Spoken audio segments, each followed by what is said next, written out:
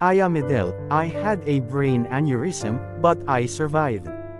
Former sexy star turned chef and restaurant owner, Aya Medel on surviving brain aneurysm. I know that I am one of the lucky few, and the day-to-day isn't always so easy. But I plan to live my life to the very fullest. My heart is filled with gratitude. Matagal-tagal ding nawala sa social media ang former sexy star turned chef at restaurant owner na si Aya Medel. Yun pala ay nagkasakit siya ng brain aneurysm. Ang brain aneurysm ay deformity of an artery where a spot in the arterial wall in the brain bulges and fills with blood. Walang edad na pilinipili ito, at hindi siya dapat baliwalain. A brain aneurysm is a potentially life-threatening condition that can affect a person at any age. If a brain aneurysm bursts, or ruptures, it's an emergency situation that can result in a stroke, brain damage, and even death if not treated immediately. Hindi nagdetalye si Aya kung paano siya naka-recover. Pero ayon sa mga medical websites, surgery ang treatment rito, either to prevent the rupture or to repair a ruptured aneurysm. Bukod sa surgery, posible ring sumailalim ang pasyente sa physical, speech and occupational therapy. Nagpasalamat si Aya sa mga taong tumulong, ang kanyang pamilya at mga kapwa-nanay na nagsugod sa kanya sa ospital noong natumba siya. Sabi ni Aya, I'd like to thank the following people who's gone through it with me.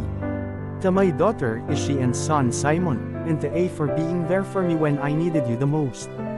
To Lena for staying beside me during the crucial period, and to the whole family, for your love and support.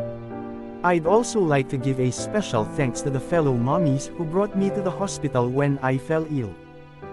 Hindi niya kinalimutan ang mga doktor, nurses, at hospital staff na nagtulong-tulong noong siya ay nakakonfine.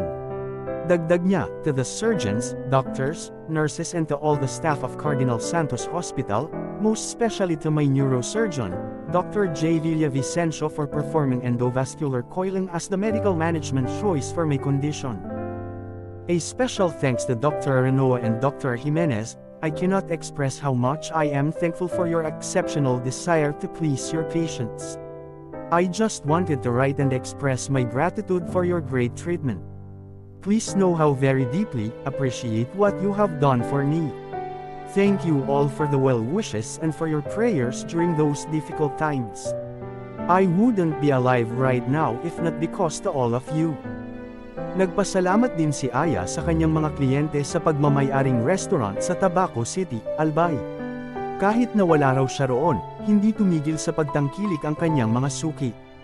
Aniya, to Ishi Aya's Garden Bistro clients who's been looking for me and extending their well wishes, thank you for the concern and for your patronage. Aminado si Aya na bibihira ang makakaligtas sa brain aneurysm at maswerte siyang isa siya sa nakaalpas dito. Pagtatapos niya, I know that I am one of the lucky few, and the day-to-day isn't always so easy. But I plan to live my life to the very fullest. My heart is filled with gratitude. Thank you to all of you. Thank you, Lord, for giving me another chance to live. And yes, I am back.